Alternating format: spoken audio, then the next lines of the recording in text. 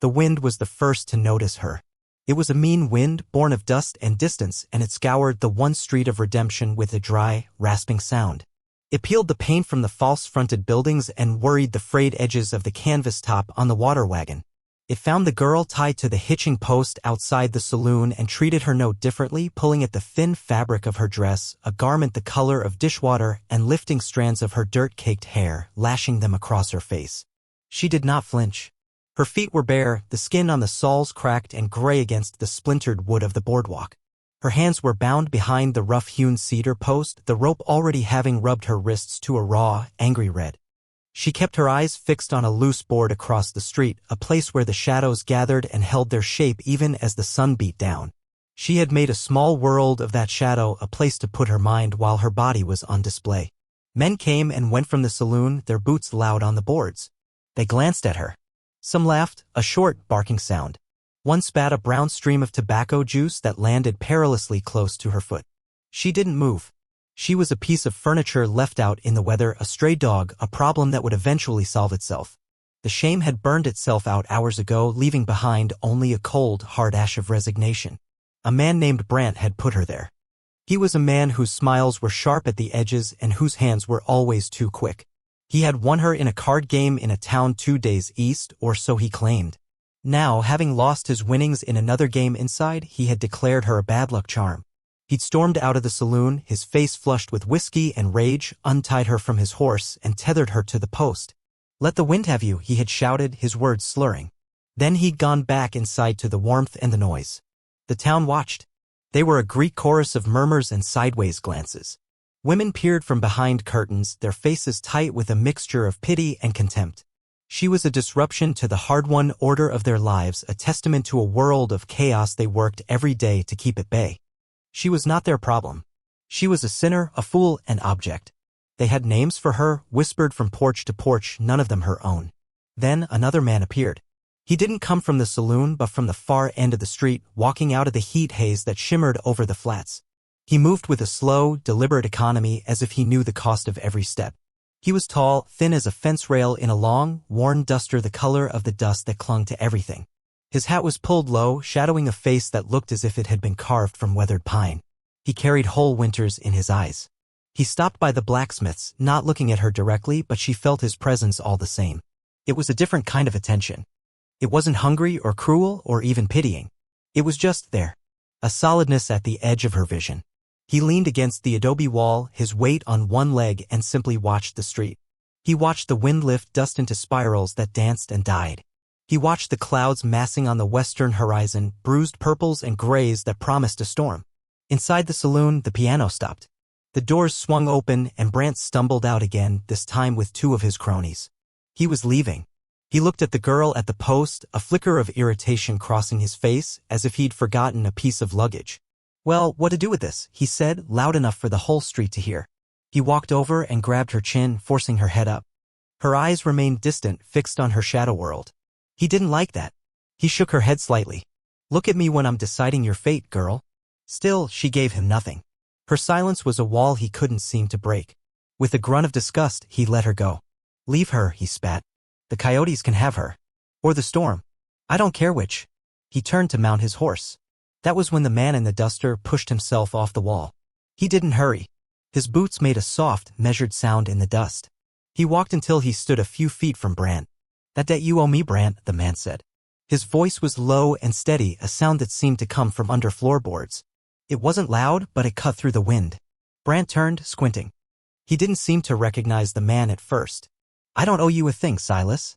"You do," Silas said, his gaze level. "For that fence you ran your wagon through last spring. And the water you took from my well without asking." He paused. "I'll take her." It wasn't a question.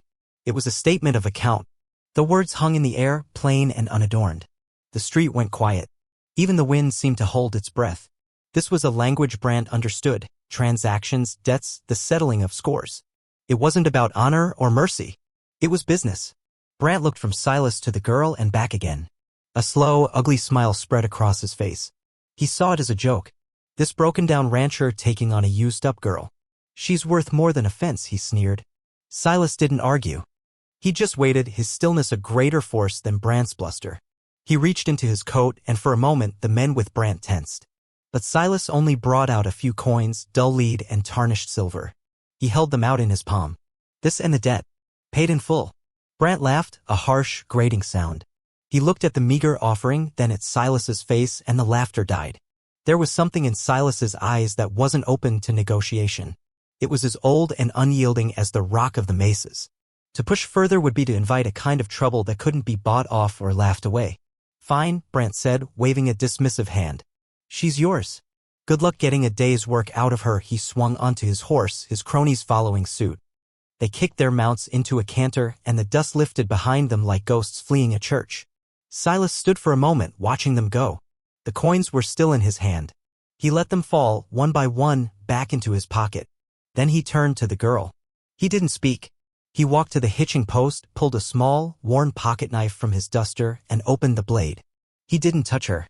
He simply reached behind the post and sawed through the coarse rope. The tension gave with a soft snap.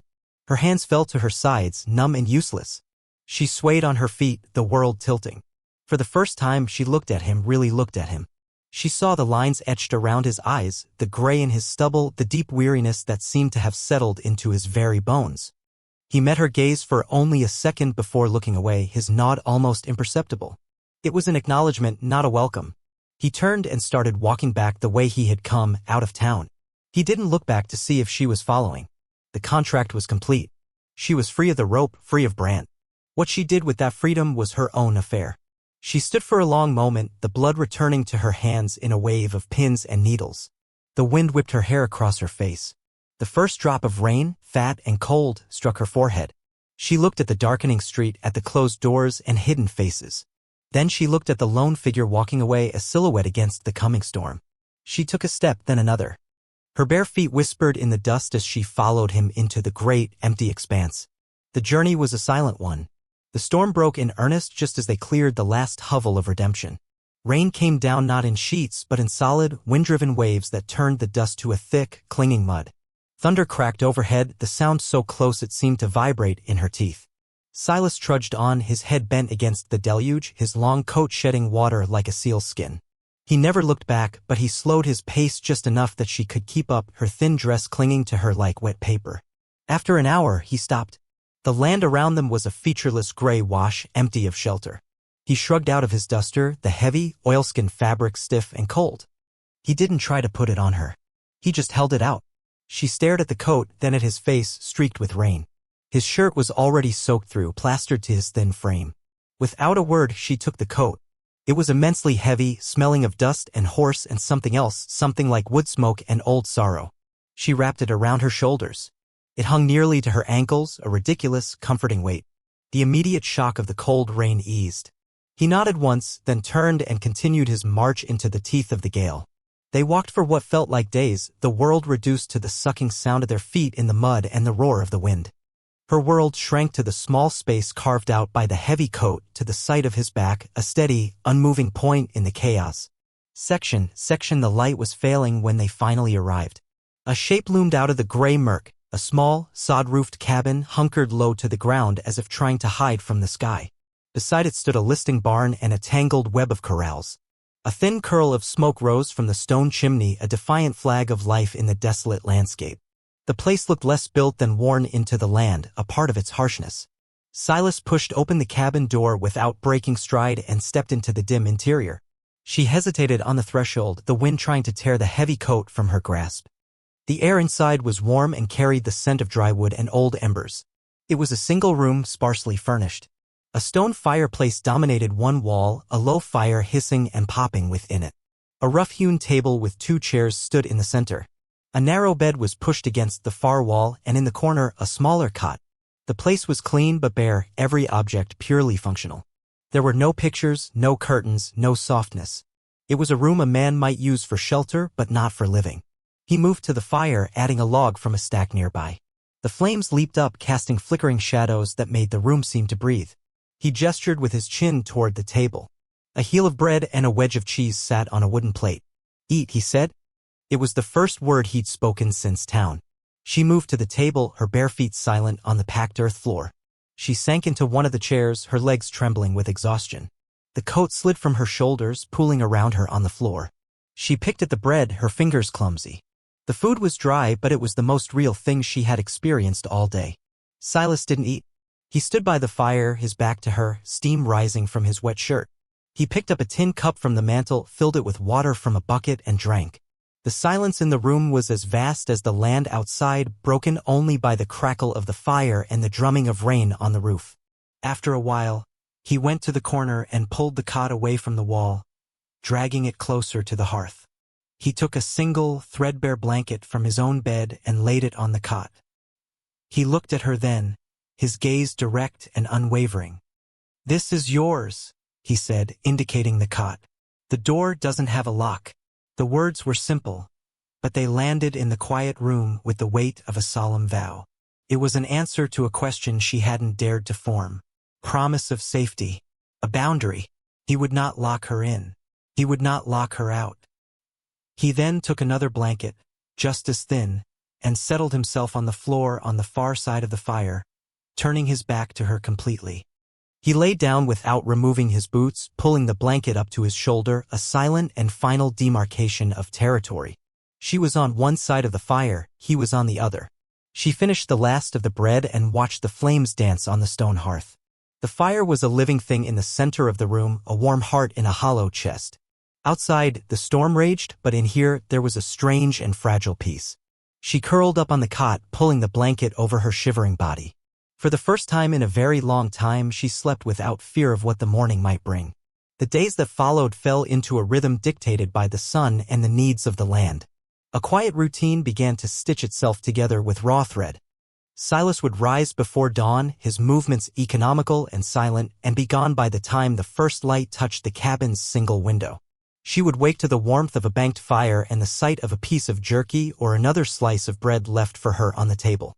At first, she stayed inside, a ghost in his spare existence. She explored the small room with her eyes.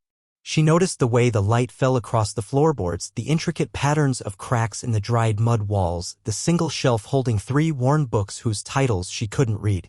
She saw the room behind a faded calico curtain, a woman's room left untouched. A rocking chair sat still, a small, half-finished piece of embroidery in a hoop resting on its seat, the needle still threaded. It was a shrine of dust and memory, and she never dared to part the curtain again. After 3 days of this, a new feeling began to stir beneath the exhaustion, a kind of restless stillness. She couldn't just take. It wasn't in her nature. So she began to work. She found a broom made of bound twigs and swept the packed earth floor until it was smooth and clean. She washed the 2 plates, the 2 cups, and the single skillet in the bucket of water he hauled each evening, drying them with a piece of clean sackcloth. They were small acts, almost invisible, but they were answers in the silent conversation they were having. He never acknowledged her work with words. But one evening he came back from the barn and set a second bucket of water by the door instead of one. The next day he left a small bar of lye soap on the washstand. Gratitude was a currency they exchanged in gestures. She grew bolder. She ventured outside into the stark, sun-bleached world. The homestead was an island in a sea of sagebrush and rock. On a low rise behind the cabin, there was a single grave, marked by a simple wooden cross. The name carved into it, Eliza, was faded but legible. She stood before it for a long time. She didn't know who Eliza had been, but she could feel her absence everywhere, in the untouched room, in the hollow spaces of Silas's silence, in the very air of the place. She pulled a few stubborn weeds from the base of the cross, her fingers gentle in the hard-packed soil. It felt like a small offering of peace. From the rise, she could see him, a distant figure mending a fence line that stretched toward the horizon until it vanished. He worked with a relentless, punishing rhythm as if he were trying to hammer his grief into the hard earth. He was a man at war with memory, and the land was his battleground. One afternoon, while searching for kindling, she found a small patch of wild herbs growing near the creek bed. She recognized them from a time before, a life so distant it felt like a dream. She gathered a handful, and that evening, when she heated the stew he'd left simmering over the fire, she crushed the leaves and dropped them in. When he came in that night, weary and covered in dust, he sat at the table and ate without a word, as always. But after a few bites he stopped, his spoon hovering over the bowl. He looked into the stew, then up at her where she sat on her cot, mending a tear in the sackcloth she used as a towel. He said nothing, but his eyes held a question. She just gave a tiny, almost imperceptible nod. He lowered his gaze and continued to eat, but his movements seemed slower, more deliberate. The stew was no longer just fuel. It was a meal. Their shared silence began to change. It had been heavy at first, a weight of unspoken trauma and suspicion. Now it was becoming something else. It was an open space, a canvas on which they painted their days with small acts of care.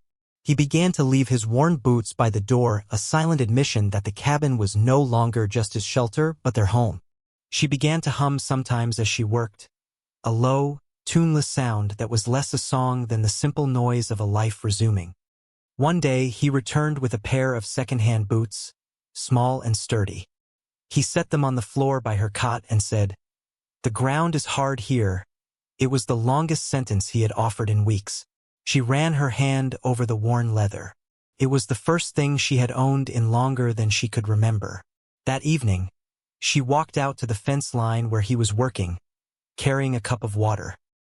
He took it without a word, his calloused fingers brushing hers for a fleeting second. The touch was electric, a jolt of simple human contact that left her hand tingling. But the past was a persistent ghost.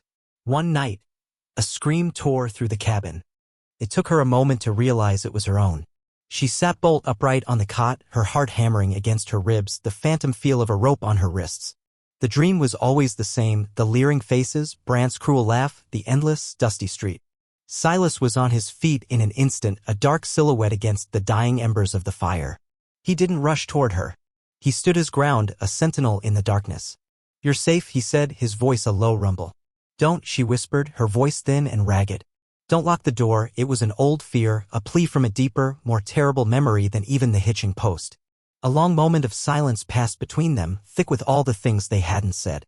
"I don't lock doors," he replied, his voice softer than she had ever heard it. He stood there for another minute, a silent guardian, until her breathing evened out. Then he returned to his bedroll on the floor. The next morning, she found him by the corral, trying to fix the handle on the old water pump. It was a frustrating, fiddly job.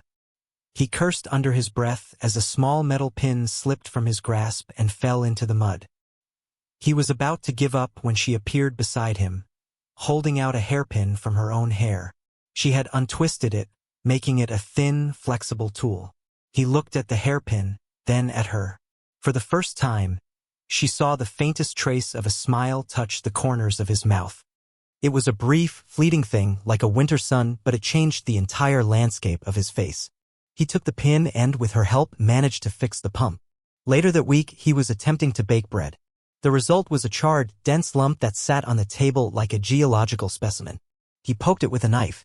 "That loaf died in vain," he muttered, more to himself than to her. She almost smiled. The next day, using the last of their flour, she baked. The cabin filled with a warm, yeasty scent that felt like a memory of a forgotten life. The loaf she pulled from the embers was light and golden brown. She set it on the table. When he came in, he looked at her loaf, then at the remains of his own. He picked up a piece of hers, broke it, and ate. "A little dry," he said, his expression completely serious. She met his gaze, a spark of defiance in her eyes. "You didn't complain about mine." The silence stretched. Then that ghost of a smile returned, wider this time. "No," he agreed. "I did not, it was a joke. A small, fragile thing, but it bloomed in the quiet space between them, a testament to the life that was slowly, tentatively taking root in the hard, unforgiving soil of their shared solitude."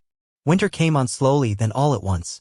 The sky turned a hard, metallic gray, and the wind developed a new, keening edge. Frost etched delicate, fern-like patterns on the cabin's single window pane each morning. The world outside shrank, enclosed by the ever-present threat of snow. Inside, their own world expanded. The fire became the center of their universe, a constant source of warmth and light against the growing dark. They worked to prepare. Silas spent his days chopping wood, his axe ringing out in the cold, crisp air, a steady heartbeat against the silence. He reinforced the barn roof and insulated the walls with packed mud and straw. She worked alongside him, her movements now confident and sure. She gathered the last of the edible roots, sealed cracks in the cabin walls with a mixture of clay and grass, and stitched his worn shirts until they were more patch than original fabric. They moved around each other with an unspoken understanding, a fluid dance of shared purpose. One evening, as a blizzard raged outside, piling snow against the door, she was tending to the fire. He sat at the table, sharpening his knife with a whetstone, the rhythmic scrape of steel on stone a soothing sound. She looked at him, at the way the firelight caught the silver in his hair and deepened the lines on his face. He was no longer just a protector or a provider. He was Silas. A man who carried his grief like a second coat, but who knew how to fix a pump handle and who made terrible bread. "Why?" she asked, her voice quiet, barely a whisper above the howl of the wind. He stopped his work, the knife still. He knew what she was asking. Why her? Why the day in town? He set the knife down carefully on the table. He stared into the fire for a long time, as if the answer were written in the flames. "The world is full of men like Brant," he said finally, his voice low. "They take and they break and they move on. I got tired of watching them win." He paused, his gaze distant. "My wife, Eliza, she was a kind woman. She saw the good in people even when it wasn't there. She would have wanted me to." It was the most he had ever revealed of himself. He had opened a door, just a crack, into the locked room of his past. She didn't press for more. She simply accepted the gift of his confession, a fragile offering in the warm, fire-lit cabin. She nodded, understanding that his act of kindness had not just been for her, but for the memory of the woman on the hill. He was stitching his own life back together, just as she was. "You are either the kindest man I have ever met," she said softly, "or the most foolish." He looked over at her, a rare, direct gaze. That dry, almost smile touched his lips again. "Can't I be both?" The shared moment of humor, of quiet understanding, was a turning point. The space between them, once a chasm of trauma and mistrust, had become a bridge. They were no longer just two strangers surviving together. They were partners. But the sanctuary they had built was fragile. One afternoon in late winter, when the snow had begun to melt in patches, revealing the dead brown earth beneath, a rider appeared on the horizon. He was not a neighbor. He rode with a purpose that felt menacing even from a distance. He came straight for the cabin. Silas saw him first. He was splitting the last of the logs near the barn. He straightened up, his body going tense, the axe held loosely in his hand. The woman came to the cabin door, a piece of mending in her hands, and froze. They both knew. The past had a long memory and a cruel persistence. The rider was one of Brant's men, the same one who had stood beside him in town. He reined in his horse a safe distance from Silas, his eyes darting from the man to the woman in the doorway. He saw her properly for the first time, no longer a gaunt, broken thing, but a woman with color in her cheeks and light in her eyes.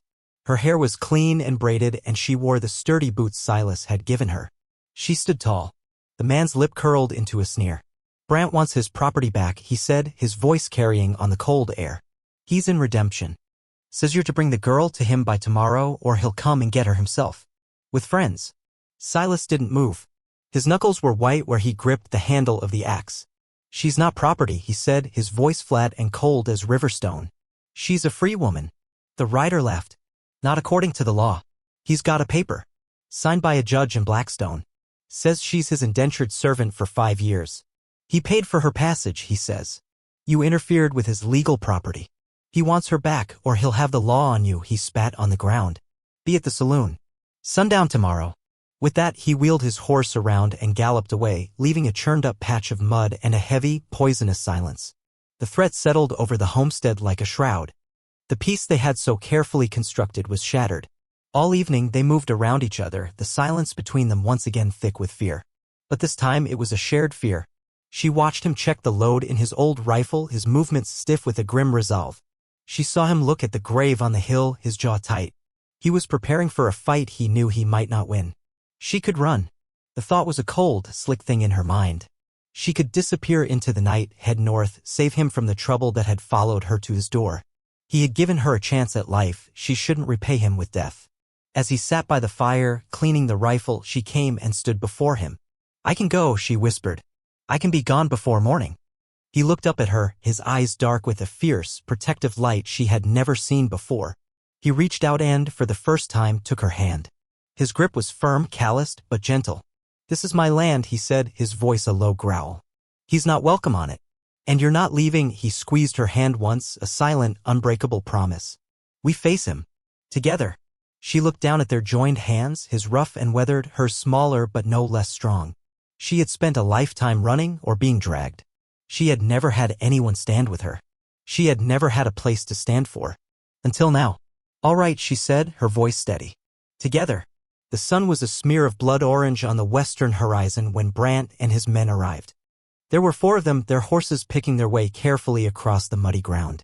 They reined in just beyond the fence line, a dark quartet against the dying light. Brant sat taller in his saddle than the others, his face flushed with arrogance and the whiskey he'd likely been drinking all afternoon.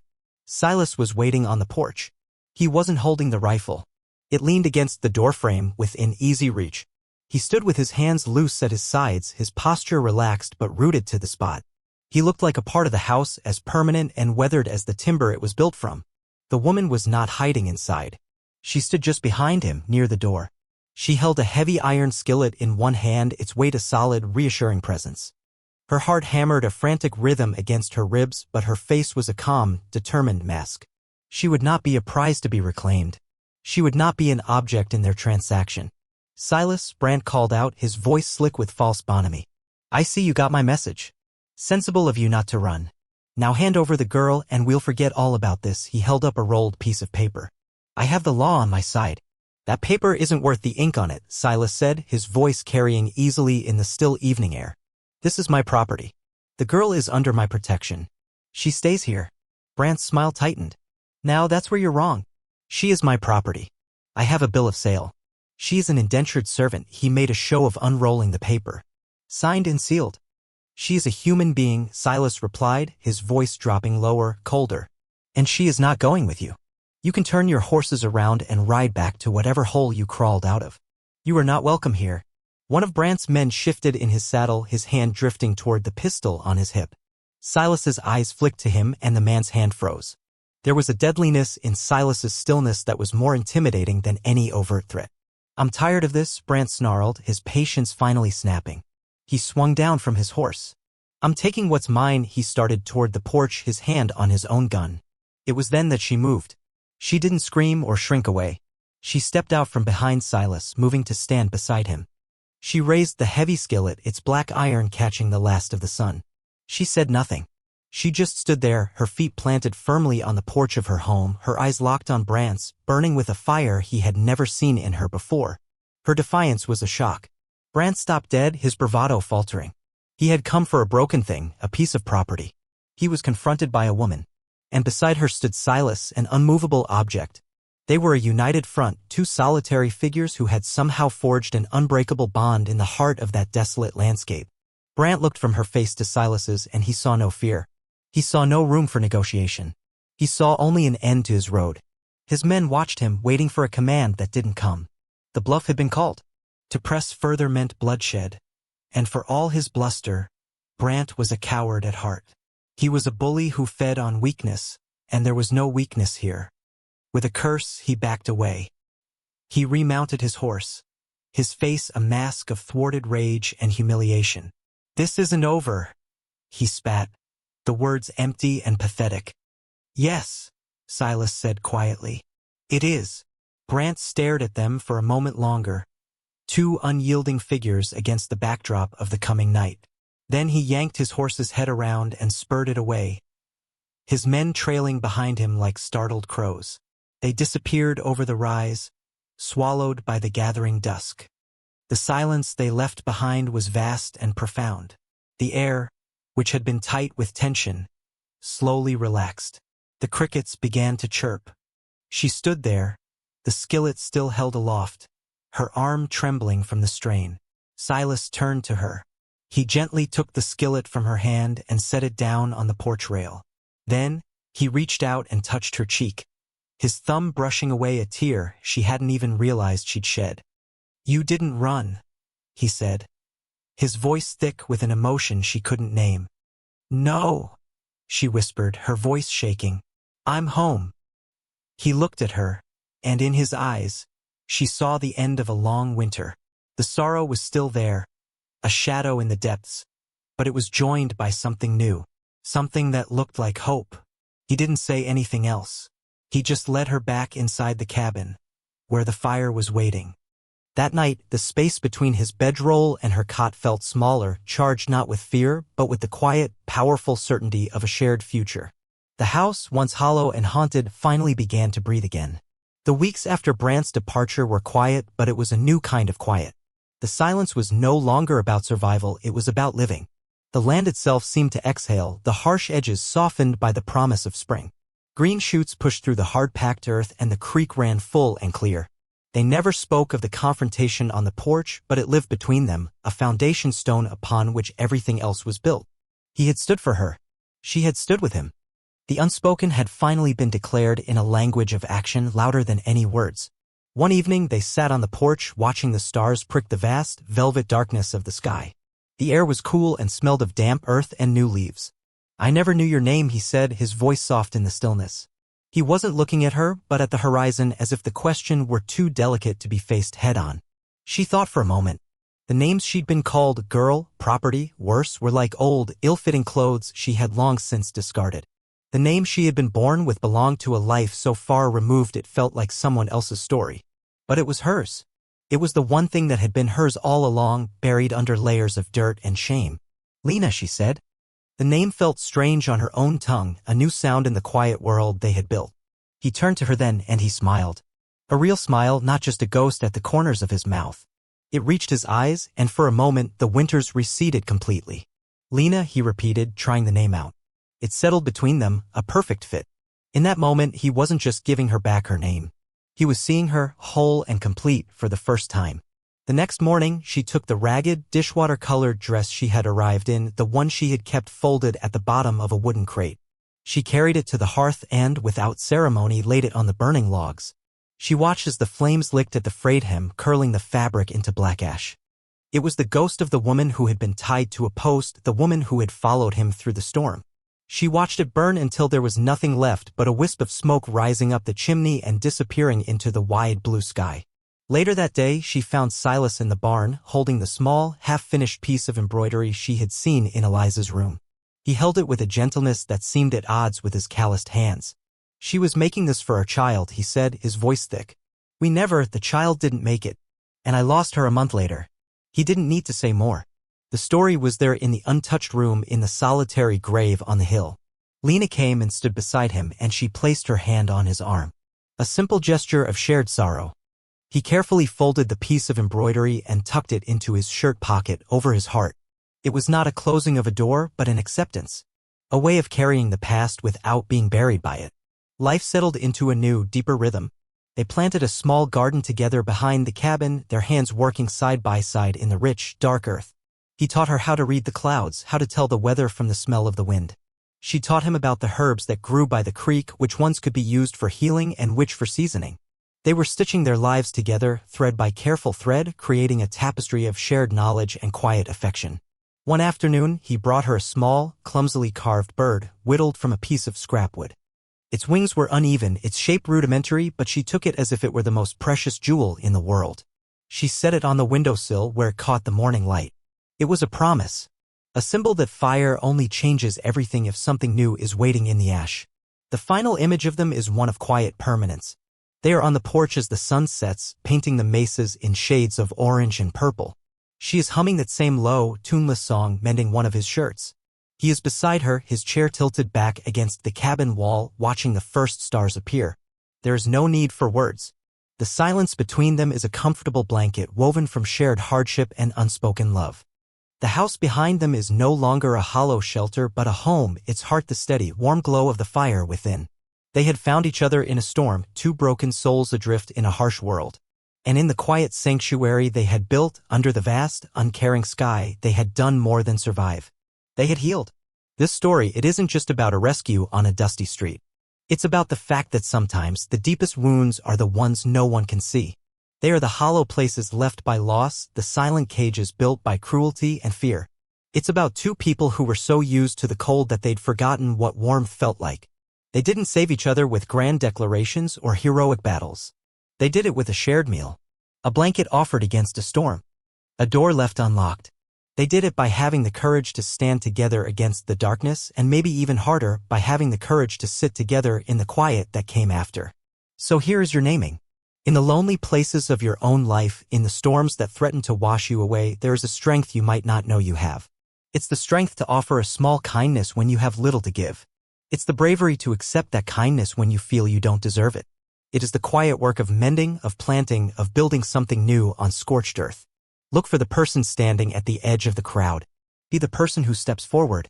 Because if you are brave enough, if you are quiet enough to listen past the wind, you might just find that the shelter you build for someone else is the very place you find your own way home. You might find that in naming another, you finally learn to speak your own name.